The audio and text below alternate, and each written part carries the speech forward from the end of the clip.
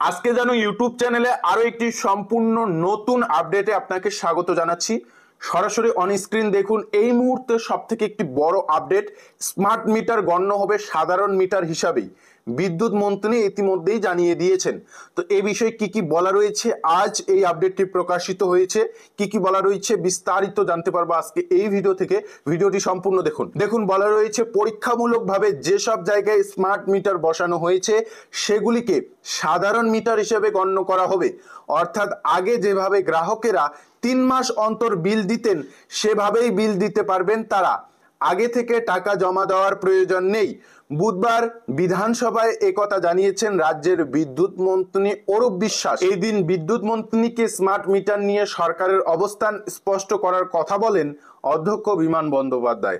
অরূপবাবু জানিয়েছেন কেন্দ্রীয় সরকারের তরফে সর্বত্র স্মার্ট মিটার লাগানোর নিদান দেওয়া হয়েছিল, কিন্তু সাধারণ মানুষের কথা ভেবে বাংলায় তা কার্যকর হওয়া আটকে দিয়েছে মুখ্যমন্ত্রী মমতা বন্দ্যোপাধ্যায়।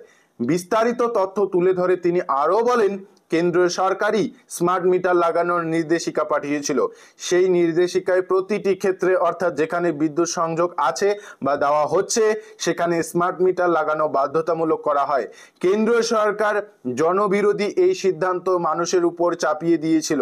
সেই সিদ্ধান্তের বিরুদ্ধে রুখে দাঁড়ানোর জন্য মুখ্যমন্ত্রী মমতা বন্দ্যোপাধ্যায়কে ধন্যবাদ জানাই। ইতিমধ্যে এই আপডেট থেকে আমরা স্পষ্ট দেখতে পারলাম, ইতিমধ্যে যে স্মার্ট মিটার লাগানো হচ্ছে সেটা কিন্তু গণ্য হবে সাধারণ মিটার হিসাবে।